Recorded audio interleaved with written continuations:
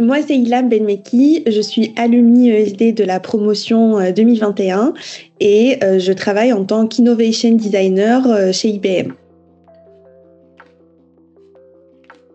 Au tout début de mes études universitaires, j'avais un parcours plutôt orienté ingénierie et ensuite j'avais fait des études dans le design industriel et en 2017, j'avais découvert le design d'expérience utilisateur que j'ai trouvé très passionnant et en 2018, donc j'ai fait une reconversion en design et en 2019, j'ai pu intégrer l'ESD où j'ai fait un cycle master de 2 ans et j'ai pu aussi suivre une alternance en parallèle chez Harmonie Mutuelle qui était aussi très intéressante. Et donc aujourd'hui et depuis 3 ans, je suis designer d'innovation chez IBM.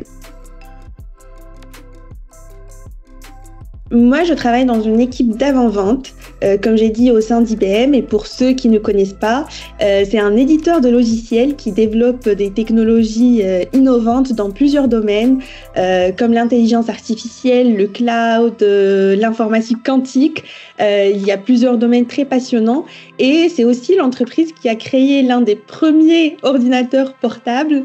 Aujourd'hui, on ne fait plus d'ordinateurs, mais plutôt des logiciels. Et qui a conçu aussi le Deep Blue en 97. C'est la première machine à battre un champion du monde d'échecs qui était une révolution de l'IA à l'époque. Et donc, je travaille au sein d'une équipe d'avant-vente qui est pluridisciplinaire et qui a pour but de démontrer la valeur de nos technologies ou la valeur technologique de nos solutions à travers des pilotes, donc des expérimentations qu'on va faire avec nos clients sur des cas d'usage qu'on va définir avec eux. Moi, je collabore avec mes clients et mon équipe qui est composée de plusieurs profils, comme des architectes, des ingénieurs IA, des data scientists, des développeurs et d'autres types de profils, pour explorer les problématiques rencontrées par nos clients à travers des outils comme des ateliers inspirés du design thinking. Et le but étant de comprendre qui sont les utilisateurs, les difficultés qu'ils rencontrent et leurs besoins, et trouver ensemble des solutions innovantes, et donc imaginer ensemble à quoi pourrait ressembler un parcours utilisateur idéal et sortir avec des cas d'usage fonctionnels ou même parfois techniques pour l'expérimentation qu'on va faire ensemble. Et donc à la fin, ce sont les experts techniques qui définissent les technologies qui peuvent répondre à ce qu'on a identifié avec nos clients. Et dans certains cas, je vais aussi proposer un prototype interactif qui va être développé et qui répond à ce que j'avais défini avec mes utilisateurs. Donc pour résumer, dans mon métier, on ne va pas se limiter au design d'interface. Je fais de la recherche utilisateur, du design d'interface, la facilitation d'ateliers et la définition des enjeux techniques et business. Il y a un outil que j'utilise pas mal récemment, c'est Adobe Firefly qui me permet de générer des images grâce à l'IA justement. On parle beaucoup d'IA aujourd'hui. Je l'utilise surtout pour les présentations, donc ça me fait gagner du temps et aussi ça me permet d'avoir une présentation assez impactante. Alors, à l'époque, quand j'avais choisi l'ESD, c'est parce que j'avais vu le programme. Déjà, j'ai vu le programme sur Internet qui m'avait convaincue parce que ça avait l'air très intéressant. Et ensuite, quand j'ai passé l'entretien avec le directeur à l'époque donc de l'école, j'ai trouvé qu'il y avait une équipe très humaine. Donc, il y avait 2 directeurs qui m'avaient passé l'entretien et il y avait une équipe très humaine et ça se ressentait.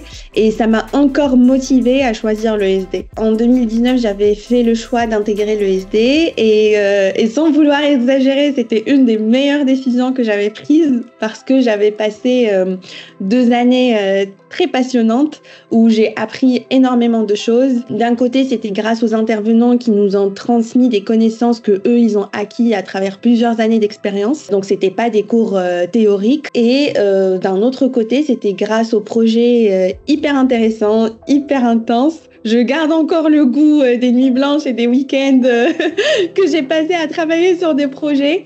mais sur lesquels aussi j'ai appris beaucoup de choses. Donc c'était des projets très enrichissants, surtout ceux sur lesquels on avait travaillé ou collaboré directement avec des entreprises. Et je pense notamment au projet qu'on avait fait avec Shotgun et Canal+.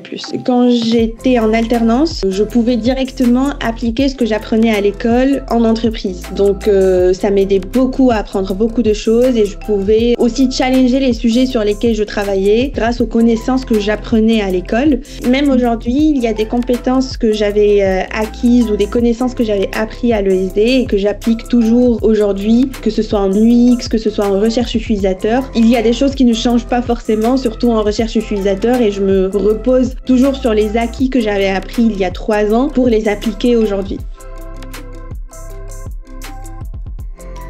Mon conseil, ça serait ne pas se former uniquement sur la spécialité qu'on étudie, que ce soit en création digitale ou expérience utilisateur, mais c'est un environnement, l'environnement du digital et de la tech bouge très très vite, et donc essayer de se former sur tout ce qui est business, aussi la technique, c'est très important. On a parlé pas mal dans cette interview d'IA, et donc le curseur aujourd'hui c'est clairement l'IA, et donc essayer de comprendre comment ça marche, quels sont les cas d'usage qu'on peut appliquer et comment tirer profit de cette technologie pour aller plus loin. Comprendre aussi le langage parlé par les personnes techniques est hyper important parce que ça nous permet de communiquer avec eux et de comprendre leurs enjeux.